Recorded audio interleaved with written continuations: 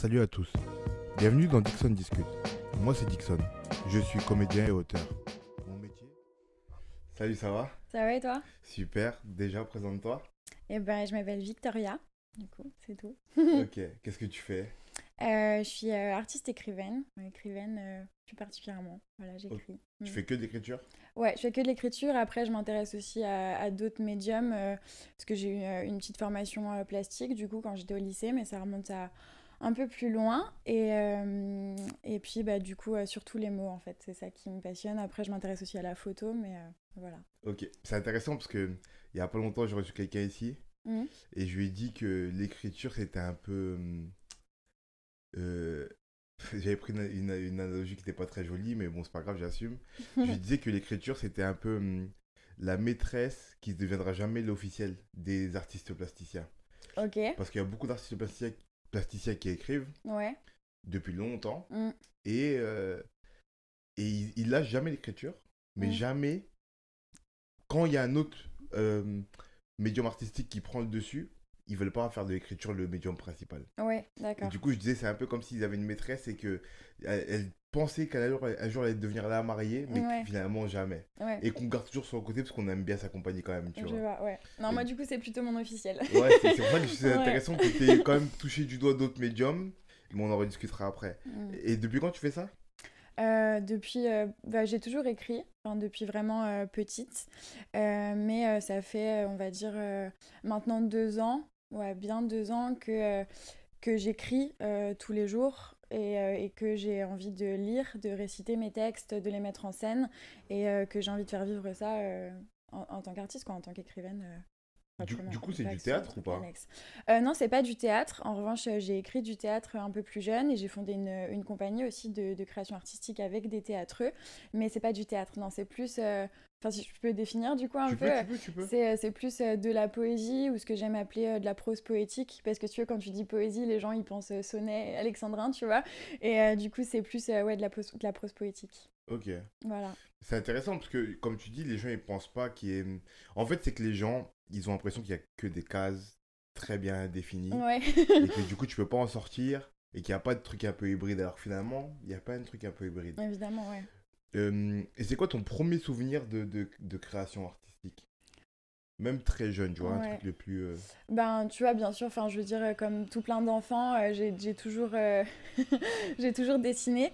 Donc, ça, j'ai des souvenirs extrêmement jeunes. Je veux dire, même mon père parle de dessins où j'arrêtais des dessins animés où je me mettais à dessiner, tu vois, les personnages qu'il y avait.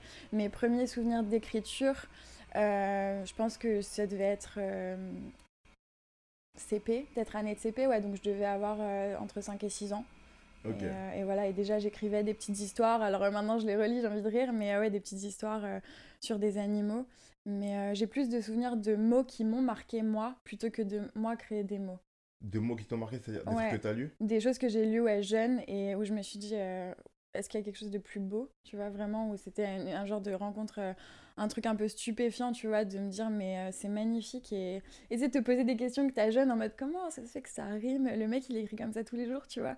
Et ça, je me souviens, ouais, vraiment de découvertes comme ça, ouais, CP, de lire un Genre premier, quoi? bah, genre Fable de La Fontaine Ok. dans la chambre de ma petite sœur et du coup je vais pour lui lire un livre et vraiment d'être stupéfiée alors que maintenant tu vois j'ai pas un amour de La Fontaine inconsidérable mais de me dire c'est incroyable cette rime là et ouais il y a un truc voilà mais après j'ai toujours été fascinée par les mots et voilà du coup je me souviens vraiment de ces choses là et je me souviens aussi d'une rencontre avec les mots en cinquième avant la rentrée de lire le manuel et de tomber sur un alexandrin du Cid, ne m'importune plus, laisse-moi soupirer, j'ai besoin de silence et d'une nuit pour pleurer.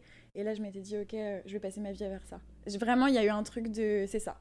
Mon endroit, il est C'est là. là que tu t'es dit, ouais, il faut que je fasse de ça mon métier. Ouais, je me suis dit, c'est exactement à ce moment-là que je me suis dit, je veux être dans les mots toute ma vie. Je me suis dit à ce moment-là précis, en train de lire le manuel de français de Ouais. cinquième.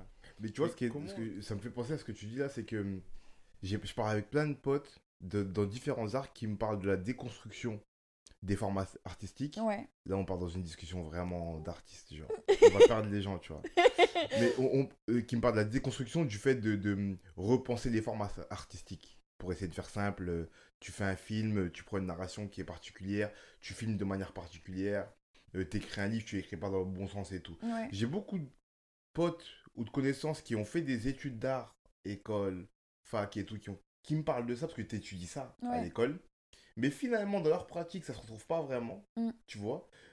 Ou il y a une subversion qui est beaucoup moins subversive que ce qu'ils pensent. Là, je Ouais. fais une grande phrase encore une fois, mais tu vois, Non, non, mais je genre, ils ont comprends. l'impression d'être subversifs, mais au fond, quand tu grattes un peu, c'est pas si subversif que ça. Ouais, bien sûr. Et à côté, moi, j'ai des potes à moi qui s'en foutent, qui lisent, qui ont pas trop lu, ou qui ont pas beaucoup de culture de cinéma et tout, mais qui ont envie de le faire, et Mm. qui osent, du coup, déconstruire. Ouais. Tu vois, je pense particulièrement à un pote à moi qui s'appelle Samba, qui écrit un livre, là, en anglais Ouais. en plus. Il est français, mais il écrit en anglais. Il prenait des notes dans son téléphone, Ouais. tu vois. Et un jour, il a regardé comme ça, il s'est dit, ah, pourquoi on va en faire un livre. Ouais. Et il a imprimé son livre. Mm. Et la forme, elle est pas du tout classique, Mm. tu vois. Comment dire, c'est des aphorismes, avec parfois des textes un peu plus longs. Mm. Et même dans la manière dont c'est visuellement parlant, c'est pas. Je te montrerai après, tu vois. Ouais, je suis sûre. C'est vraiment pas classique, tu vois. Mais il s'en fout. Mm. Parce qu'en fait, il est écrasé par rien du tout, Ouais. tu vois. Non, Et mais c'est je ça vois. qui Ouais. est cool. Et en plus, il a pas de prétention. Mm.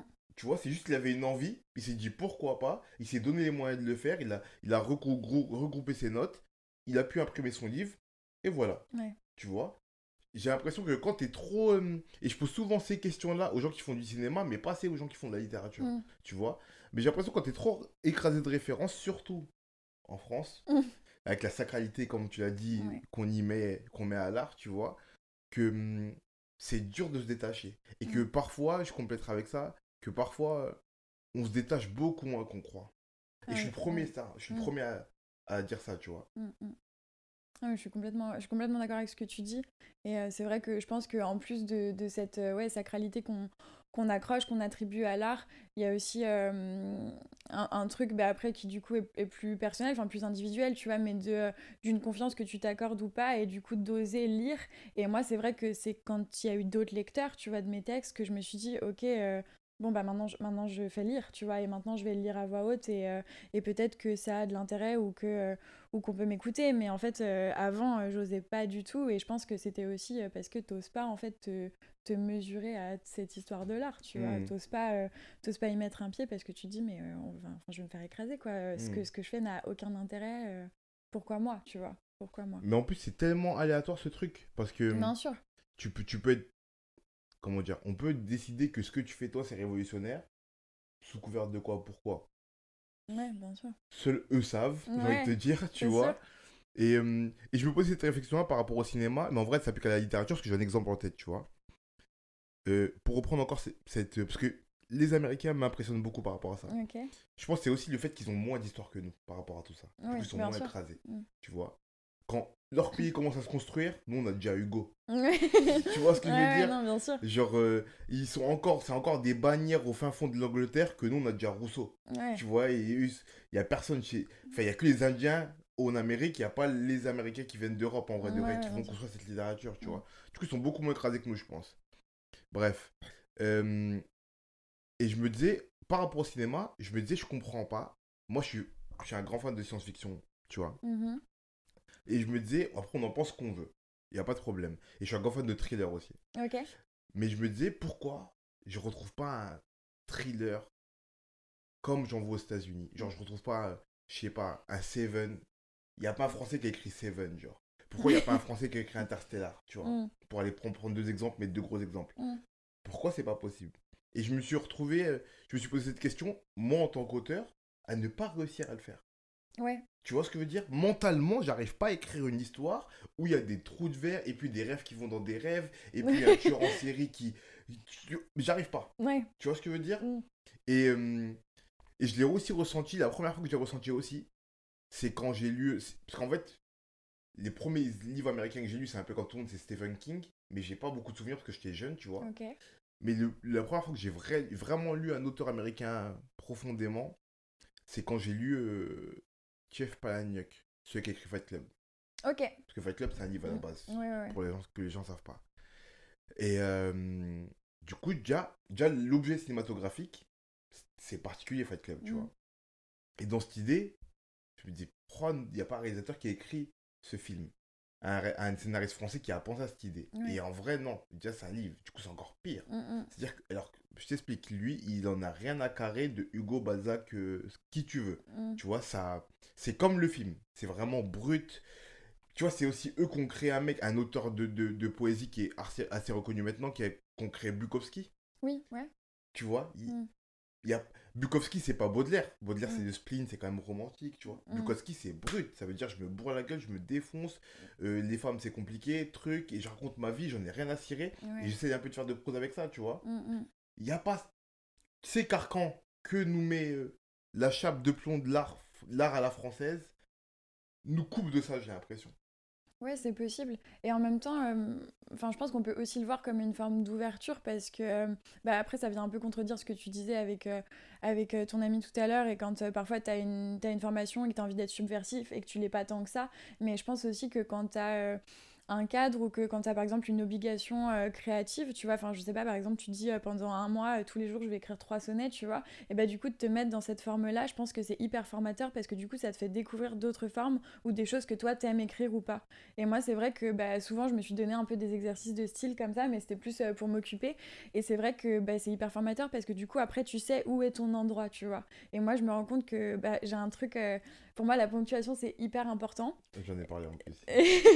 Mais, et tu vois, j'ai un truc avec la ponctuation qui est hyper intuitif et qui est hyper propre à moi, je crois. Enfin, tu vois, en tout cas, quand j'écris. Et il y a quelque chose du...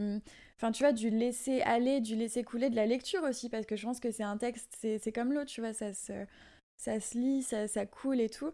Et c'est vrai que bah, souvent, tu vois, d'autres personnes qui me reliraient, alors en plus de ma graphie qui est absolument dégueu, mais c'est vrai, c'est en mode, mais pourquoi là, la phrase, elle fait 10 lignes et pourquoi il n'y a pas de virgule? Et moi, je suis en mode, mais parce que c'est comme ça que je l'écoute, c'est comme ça que je l'entends, tu vois, il y a un truc de... Enfin, tu vois, voilà. Mais c'est pour ça, tu vois, la ponctuation, elle est là depuis des années. On dit, il faut mettre une virgule là, il faut mettre un point-virgule comme ça. Et moi, en fait, bah là, qui Là, j'en parlais ici, je disais que on se rend pas compte de la force de la ponctuation. Qu'elle soit là ou pas ou là, pas, bien on sûr. se rend pas compte de la force que ça a. Et moi, j'ai découvert ça, c'est un truc de ouf. Ouais, mais moi, du coup, enfin, ça m'aide trop. Enfin, j'aime trop, tu vois. Et il y a un truc que je trouve tellement naturel et tellement beau, tu vois. Je trouve qu'une phrase, enfin, tu veux dire les flammes, le feu et l'eau, tu vois, et tu mets une virgule à chaque fois, ça n'aura pas du tout le même sens que si t'enlèves tout ça. Et enfin, moi, j'adore, mais du coup, je Est-ce m'amuse. que ça s'inscrit, t'y réfléchis au moment où tu poses les mots sur le papier? Euh, Pas toujours. Certaines fois, oui, parce que je me dis, ah, ça, enfin, tu sais, tu t'écris ton texte et tu dis ça, je veux que ce soit lu. Et du coup, là, tu y penses vraiment d'emblée.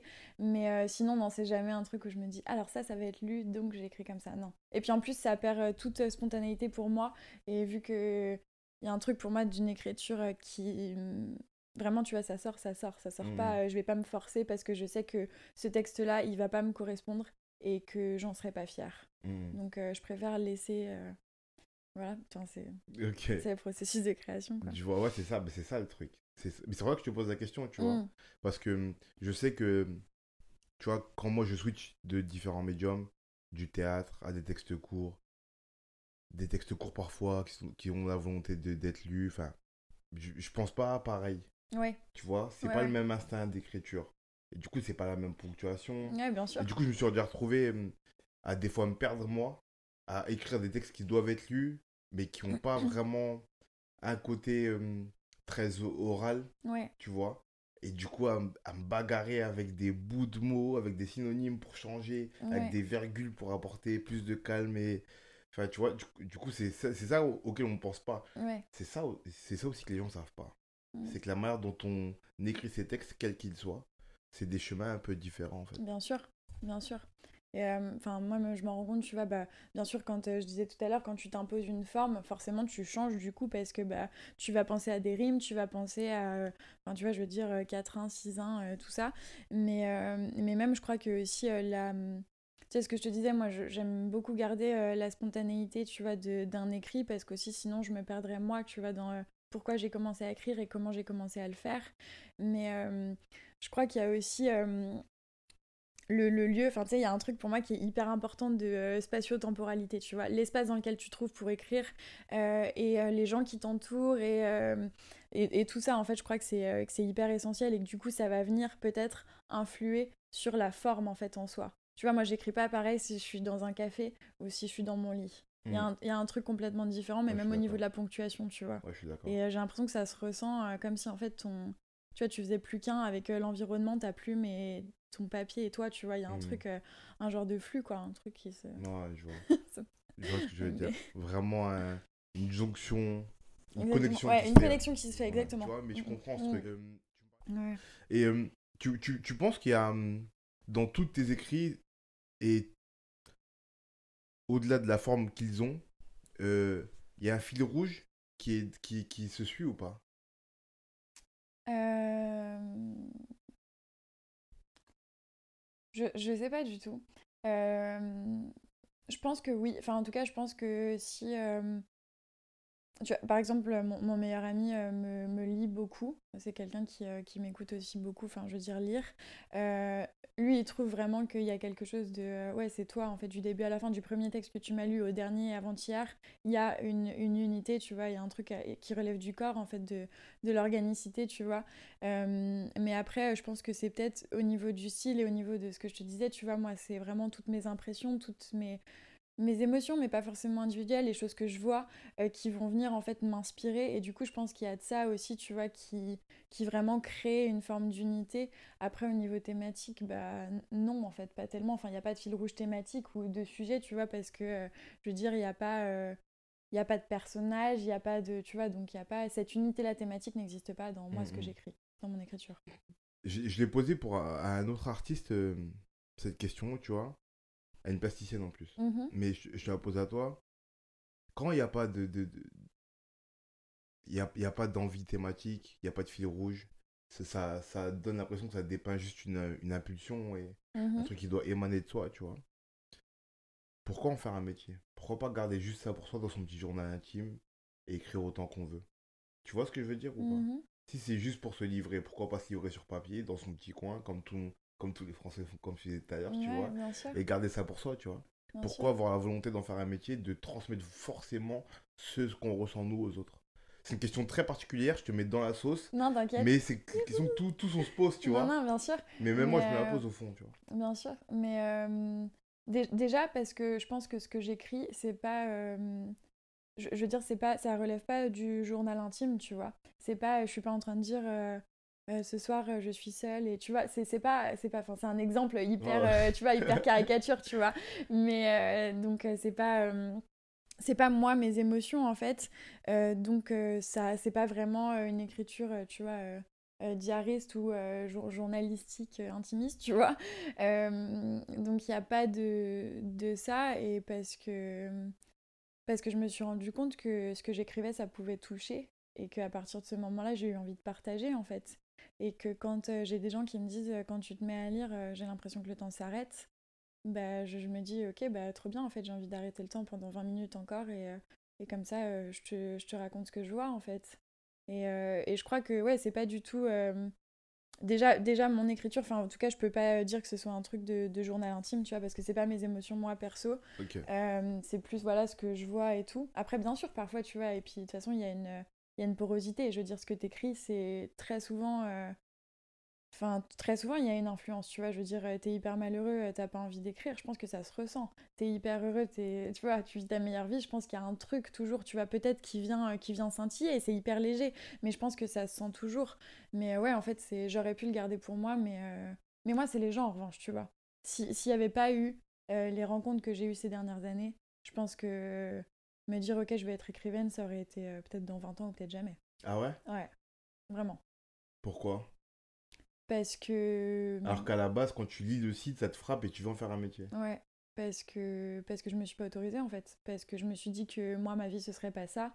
Parce qu'en fait, j'avais tout bien écrit, tu vois.